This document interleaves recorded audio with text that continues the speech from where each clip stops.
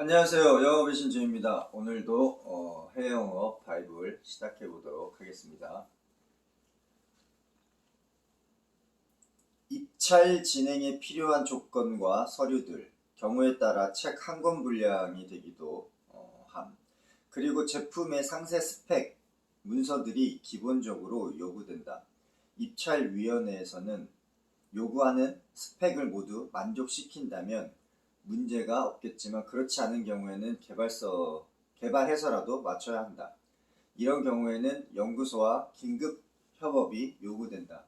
시간이 부족하여 자체 기술 또는 기능적 대응이 어려우면 현지 국가 대리점과 협업하여 입찰위원회를 만나 요구 스펙에 대한 조정을 요청하여 기회를 만들어가는 방법도 있다. 입찰위원회에서도 선정된 입찰 스펙이 어느 제조사의 특정 모델에 한정하여 작업이 되었거나 구매 진행이 형평성에 문제가 있다고 판단되면 이미 결정된 스펙이라도 조정이 가능하기 때문에 스펙 미달이라고 먼저 포기하는 태도를 보이면 안 된다. 오늘의 100페이지 중에서 핵심 포인트는 저희 국제 입찰에 대해서 어제 잠깐 그 영업사원의 태도에 대해서 얘기를 했었잖아요. 입찰 진행에서 국제 입찰, 국제 조달 관련 프로젝트가 굉장히 큽니다. 그래서 큰 만큼 어렵고 어려운 만큼 진행하기가 쉽지가 않아요. 어제 말씀드린 것처럼 내부적인 외부적인 요소들도 다 충족을 시켜줘야 되는 부분이 있고, 근데 여기서 가장 객관적으로 선정에 있어서 집중을 하는 부분이 뭐냐면 스페시피케이션입니다. 제품 상세 스펙. 그래서 구매하고자 하는 품목이 있으면 그 품목을 구매를 요청한 사람이 있을 거 아니에요. 필요자들이 요구한 사항들을 다 서머리합니다. 입찰위원회에서. 그래서 그 위원회에서 서머리한 내용을 공식적으로 나 이런 거 구매할 거야, 몇 대 구매할 거야, 언제 구매할 거야, 이걸 딱 얘기를 해줍니다. 그 스펙이 나오는데 그 스펙이 저희랑 비교를 해야겠죠. 그래서 가장 중요한 거는 그 스펙 사양서를 우리가 받아봐야 된다는 거예요. 근데 만약에 올해 진행되는데 어떻게 받나요? 이 전에 작년 또는 재작년 또는 뭐 3년, 5년 뒤에라도 상관없습니다.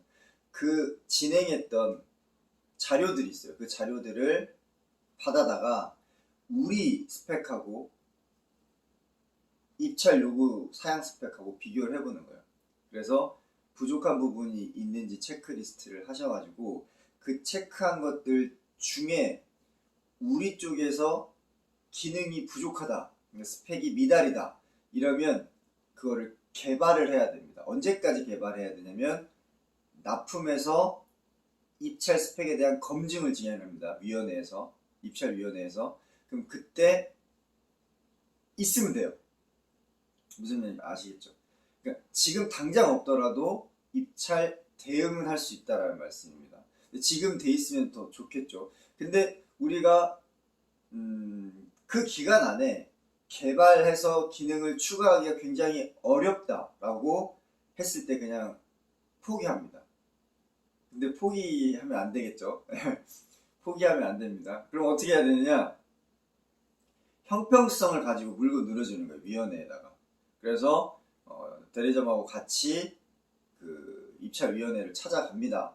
찾아가서 조달청이겠죠. 각 국가 조달청에 찾아가서 이런 공고에 이런 장비 또는 이런 상품에 이런 수량이 계획돼 있는데 이 상품에 대한 스페시피케이션이 기본적으로 이렇게 진행이 되어 있다. 하지만 시장에는 이렇게 ABC의 경쟁 구도가 형성이 되어 있고 이 스펙에 대한 우리가 이제 들어가지 못하는 부분, 이 기능에 대한 부분은 너무 편향적으로 이 제조사 또는 이 공급사에 우호적으로 세팅이 되어 있기 때문에 이거는 형평성 평가를 진행해달라고 요청을 하는 겁니다. 그 얘기는 뭐냐면 이렇게 말은 좀 젠틀하게 하지만 그 내용은 뭐냐면 이 스펙 너무 오버 스펙이야. 이거 빨리 검토해서 형평성 있게 줄여주든지 아니면 빼줘. 이런 얘기거든요. 그럼 이제 위원회에서 접수가 되면은 그 검토를 합니다. 그래서 보통 검토위원회가 한 14명, 13명 이렇게 있는데 거기서 시장에 있는 경쟁 상황이라든지 형평성, 그 다음에 우리가 스펙으로 남겨놨던 이런 것들을 다 검토를 해서 아 이게 좀 형평성에 좀 무리가 있다라고 판단이 되면 그 부분 스펙을 줄여주든지 아니면 형평성을 위해서 뺍니다. 그러면 우리는 들어갈 수 있는 거죠. 그래서 우리가 보통 스펙이 딱 오면 그 스펙을 보고 아 우리 이 기능이 없어서 안 돼요. 우리 안 돼. 포기를 합니다. 포기하면 그냥 끝이에요. 개발도 없고 입찰도 못 하고 매출도 없고.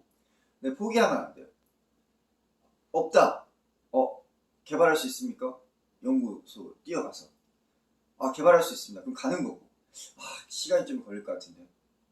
그러면 이제 대리점하고 야 이 시간이 좀 걸리는데 우리가 들어가고 이 납기 전까지 우리가 맞춰줄게. 그리고 진행을 하는 거예요. 근데 만약에 시간이 많이 걸리는 개발건이다. 그러면 포기하지 마시고 입찰위원회 찾아가십시오. 그래서 시장자료, 기술자료, 형평성 자료를 딱 깔아놓으시고 따지는 겁니다. 이 부분은 형평성에 안 맞지 않느냐? 제어해달라. 그쪽에서 예스를 할 수도 있고 예스를 안 할 수도 있습니다.